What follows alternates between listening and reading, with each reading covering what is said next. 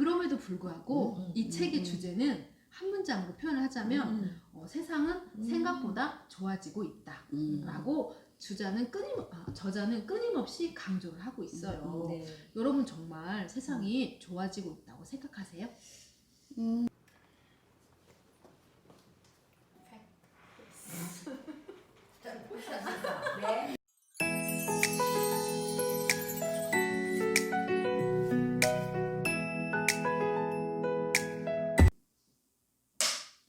안녕하세요. 살아있는 책 읽기 산책입니다.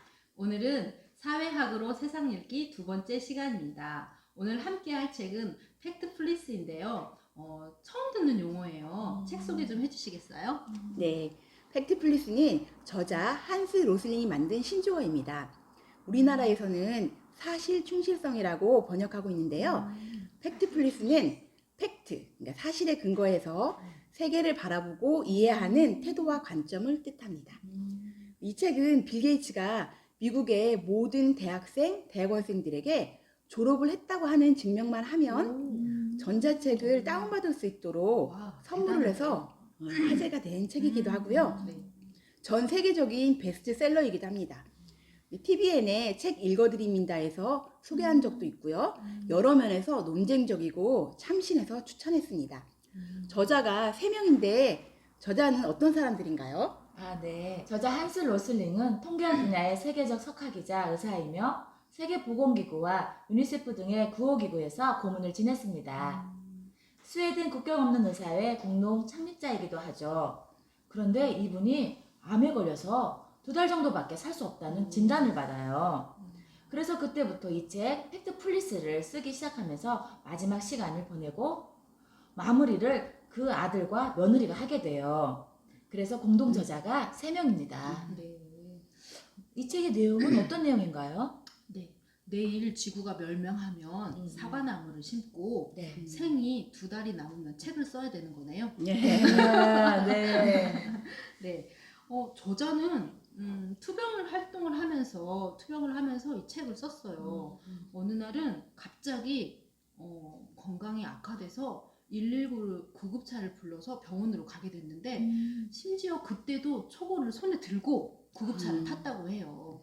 그가 가지고 있는 사명감이 정말 대단해요. 정말 무엇이 그를 이렇게 만들었는지 저는 이 책이 정말 궁금했어요.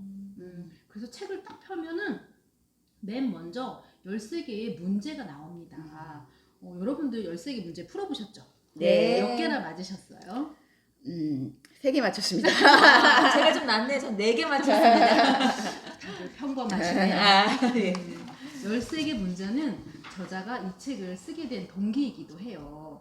저자는 우선 세계에 관한 우리의 지식부터 꼼꼼하게 따져보죠. 우리가 알고 있는 세계만이 정확한지 그리고 사실에 근거한 건지 먼저 물어봅니다. 문제를 풀고 나면 멘붕에 빠져요. 왜? 중학교 2학년 수학 답안지를 보는 것 같거든요. 사실 저도 4개밖에 못 맞췄어요. 그러면 여기서 여러분도 한번 이 문제를 맞춰보실래요? 제가 문제를 하나 낼게요. 지난 20년간 세계 인구의 극빈층은 비율은 어떻게 바뀌었을까요? A. 거의 2배로 늘었다. B. 거의 같다. C. 거의 절반으로 줄었다. 여러분은 어떻게 생각하세요? 저는 이 문제를 거의 2배로 늘었다라고 1번 A에 체크를 했어요. 근데 정답은 C, 거의 절반으로 줄었다였어요. 여러분들도 이 문제 기억나시죠? 기억납니다. 네. 네. 그래서 정답을 맞춘 사람이 평균 7%밖에 안 됐대요. 7%. 네. 그러니까 이 문제는 이제 저자가 말하는 직선 본능에 관한 문제죠. 네. 그러니까 직선 본능이라고 하는 것은 우리가 어떠한 도표의 선이 직선으로 쭉 뻗어나갈 거라고 예상을 한다고 하는 그런 그쵸. 경향이 있다는 거예요. 그런데 현실에서는 그렇지 않다라고 하는 겁니다. 현실에서는 실제 직선보다는 뭐 S자 곡선이라든지 또는 또 뭐 미끄럼틀 곡선 그리고 낙타혹 곡선 그리고 2배 증가 곡선 이런 현상들이 훨씬 더 자주 발생한다는 거예요. 네, 맞아요. 저도 곡선 하면 왠지 이렇게 쭉 올라가는 곡선만 생각하게 되는데 네. 이렇게 답을 못 맞출 경우에 저자가 10가지 본능으로 이것들을 정리를 해줬어요. 그래서 책의 목차를 보면 10가지 본능이 잘 정리가 되어 있어요. 단어가 그렇게 어렵지 않아서 쉽게 이해할 수 있고요. 각 장마다 많은 사례와 통계를 제시하며 우리의 생각이 잘못되었다고 알려줍니다. 친절하게도 각 장마다 마지막 부분에는 이런 본능을 극복하는 대안까지 제시를 하고 있어요. 10개의 본능 중에서 여러분들은 어떤 본능에 공감을 했었는지 한번 이야기 나눠볼까요? 네. 네, 제가 제일 많이 공감한 것은 제일 첫 장에 나오는 간극 본능이에요. 간극 본능. 네. 네네. 저자는 이제 여러 나라를 그 두 집단으로 나눈 행위를 멈추라고 말을 해요. 그럼에도 불구하고 우리는 세계를 잘 사는 나라, 못 사는 나라 이런 식으로 인식을 하고 있어요. 그런데 그 정도의 인식은 우리가 어렸을 때 학교에서 배운 거거든요. 네. 맞아요. 선진국, 후진국, 개발도상국. 그런데 그 생각이 지금도 저희뿐만 아니라 세계 여러 나라에서 많은 사람들이 그런 생각들을 하고 있다는 거에 깜짝 놀랐어요. 네. 그리고 이 책에서 소개된 것처럼 지금은 80% 이상의 세계 인구가 전기를 사용하고 있고 또 80% 이상의 아동들이 예방 접종을 받고 있을 만큼 좋아졌다는 사실도 놀랐어요. 근데 저자는 오늘날에 한 75%의 대다수 사람들이 중간 소득 국가에서 산다고 말을 하거든요.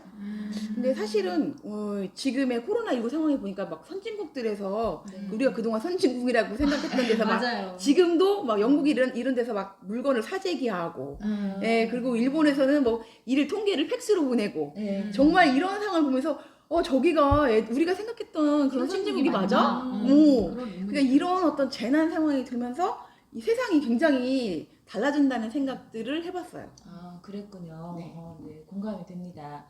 저희가 가장 공감한 본능은 비난 본능이에요. 비난 본능이라는 것은 문제가 생겼을 때 그 원인을 단순하고 그다음에 쉽게 찾으려는 그 본능인데요. 처음 매독이 유행하자 러시아에서는요 폴란드 질병으로, 폴란드에서는 독일 질병으로, 독일에서는 프랑스 질병으로, 프랑스에서는 이탈리아 질병으로, 그다음에 이탈리아에서는 비난의 화살을 돌려서 프랑스 질병이라고 불렸다고 해요. 재밌네요. 네, 돌고 도네. 진짜 다 어이가 서로- 없죠. 서로 남의 탓을 하는 거잖아요. 네. 근데 정말 웃지 못할 얘긴데요. 비난한다고 문제가 해결되는 건 아니거든요. 네. 그런데 우리에게는 그러한 본능이 있다는 거죠. 비난하면 마음이 좀 편해져요. 네. 그러면 안 되는데. 사람들은 뭔가 희생양을 찾으려고 하는 네. 그런 경향이 강해요. 그래서 맞아요. 아마 그 비난 본능에 공감을 많이 했었던 것 같아요. 네. 저도 읽으면서 되게 그 부분이 인상적이었고요. 제가 가장 공감했던 본능은 크기 본능입니다. 2007년에 다보스 경제 포럼에서 이런 일들이 있었어요. 당시 유럽연합의 환경부 장관이 중국은 미국보다, 인도는 독일보다 이산화탄소 배출량이 더 많다라고 비난을 했어요. 네. 그러자 인도 대표가 한마디 했습니다. 당신들은 한 세기 동안 우리보다 더 많은 석탄과 석유를 사용을 해왔다. 네, 맞죠. 그러면 지금부터는 이산화탄소를 1인당 배출량으로 계산을 하자라고 큰 소리를 친 거예요. 와. 저는 이 이야기를 들을 때 굉장히 통쾌했어요. 정말 그 네. 맞아요. 새롭네요. 그래서 인구가 많은 중국과 인도가 네. 더 이산화탄소 배출량이 적어지라는 거는 너무 명백하잖아요. 그렇죠. 네. 그래서 어떤 통계나 숫자를 내놓을 때 크기에 앞서 그 비율을 어떻게 말하느냐에 따라서 결과값이 달라진다는 사례라고 생각을 했습니다. 네. 근데 저는 사실 이 책을 읽을 때도 이 말이 적용이 된다고 생각을 했거든요. 예를 들면 이 책에는 많은 통계들이 나와요. 근데 이 통계는 기준점을 어디에 두느냐에 따라서 결과값이 달라지거든요.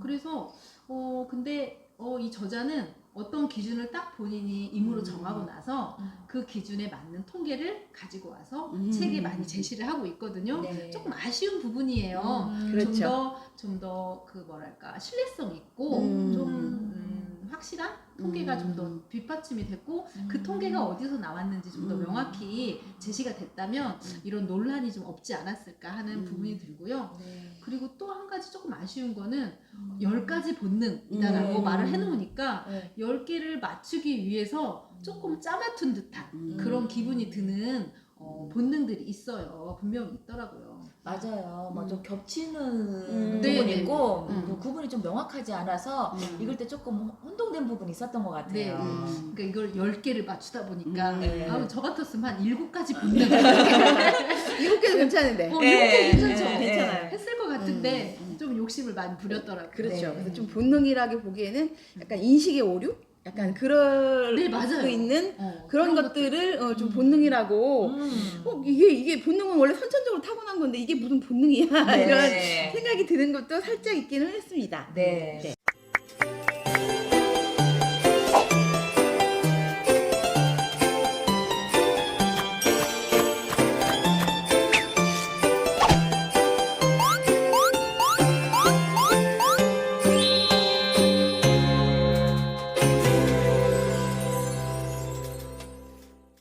그럼에도 불구하고 이 책의 주제는 한 문장으로 표현을 하자면 세상은 생각보다 좋아지고 있다라고 저자는 끊임없이 강조를 하고 있어요. 네. 여러분 정말 세상이 좋아지고 있다고 생각하세요?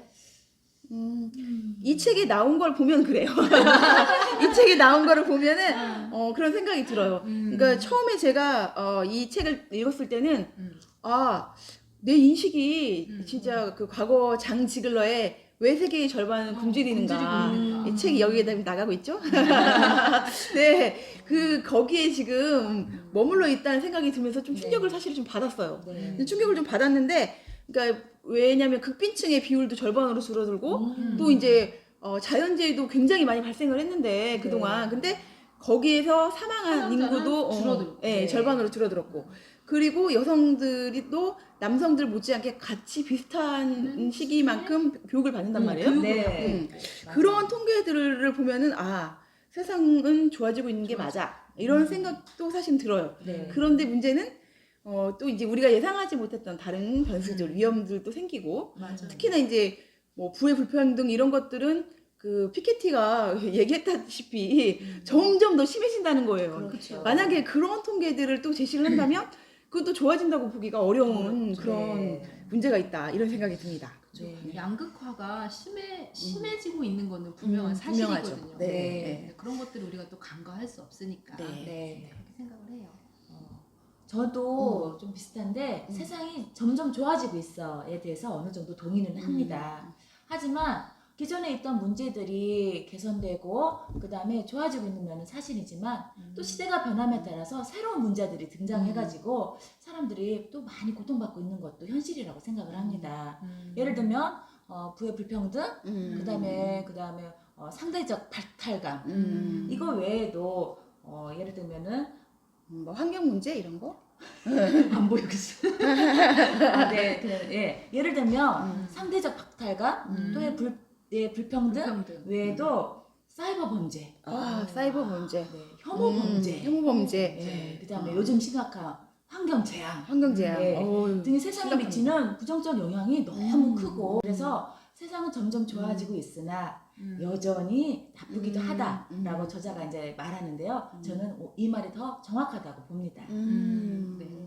두 분 모두 세상은 점점 좋아지고 있다라는 말에 공감은 하지만 아직은 어두운 면도 있다라고 그렇죠. 생각을 하시는 거죠. 네. 그렇다면 우리가 세계를 제대로 보기 위해서 어떤 노력을 해야 할까요? 그러니까 저는 우리의 지식이 과거에 이렇게 머물러서 변화하는 세상을 계속 알기 위해서는 계속 그 지식을 업데이트하는 거. 그런 부분이 굉장히 중요하다고 생각합니다. 제가 이 책에서 가장 와닿은 부분은 페이지 357쪽인데요. 여기에 이런 말이 나옵니다. 세계는 계속 변할 것이고 그리고 무지한 어른의 문제는 다음 세대를 가르치는 것만으로는 해결이 안 된다. 그렇죠. 그러니까 학교에서 배운 그 세계에 관한 지식은 졸업하고 10년에서 20년이 지나면 낡은 지식이 된다. 그래서 어른의 지식도 계속 업데이트할 방법을 찾아야 된다. 이 말에 정말 공감을 하고요. 정말 평생 학습 평생 교육. 네, 이런 것이 정말 중요하고 네. 그리고 이걸 혼자만이 아니라 네. 이렇게 같이 친구들과 함께 친구들과 함께 함께. 그리고 네. 동아리라든지 이렇게 같은 커뮤니티 네. 이렇게 같이 함께하는 사람들이 있어야 된다고 이연사 소리로 외칩니다. 네, 평생 학습 좋아요.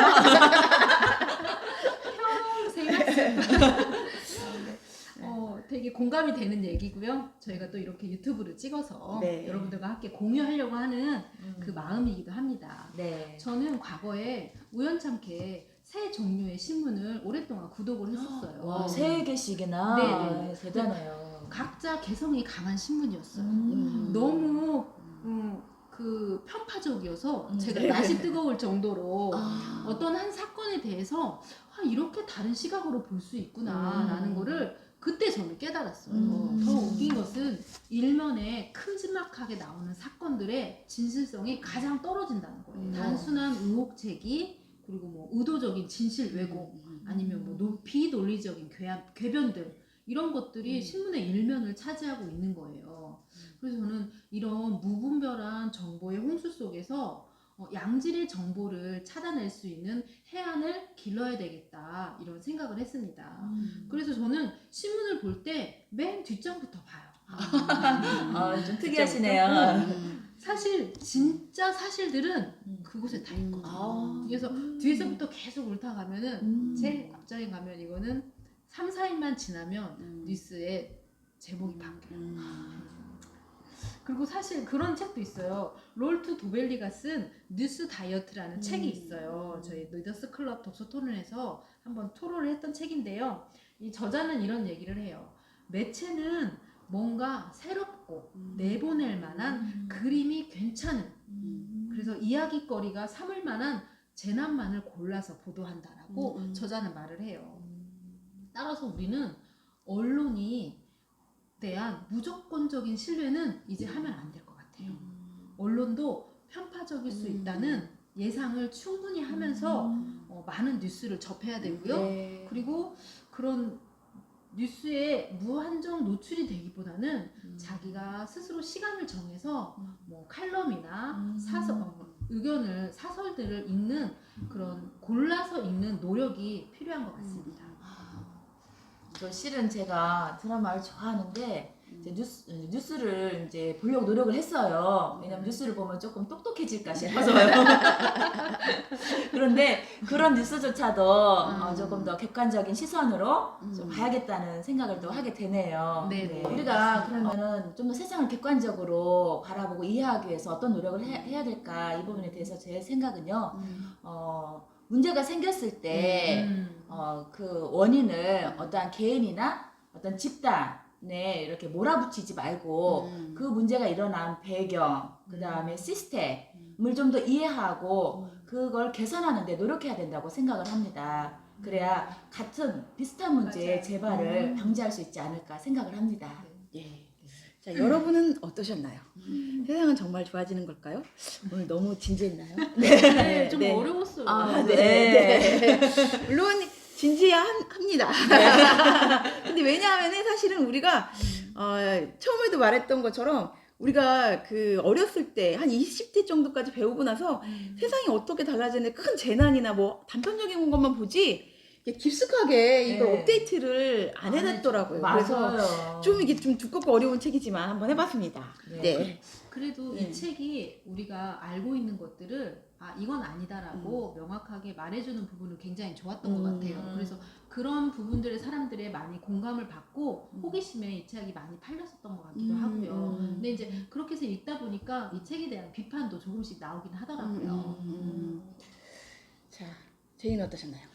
저는 좀 더 세상을 바라보는데 객관적인 시선을 가져야겠다. 그러한 생각을 많이 들게 했습니다. 자, 여러분은 재밌게 보셨나요? 자, 만약에 유익하셨다면 좋아요, 구독 꼭 눌러주시고요. 그 다음 주에는 이렇게 진지한 거 말고 지금 분위기, 가을 분위기에 딱 어울리는 굉장히 서정적인 메밀꽃 필 무렵으로 돌아오도록 하겠습니다. 자, 다음 주에 다시 만나요. 여러분 다음 주에 다시 만나요. 사회학으로 좀 혼자 가세요. 오늘은 사회학으로 세상 읽기 두 번째 시간입니다. 오늘 토론할 책은 팩트 플리스인데요. 처음 들어보는 용어예요.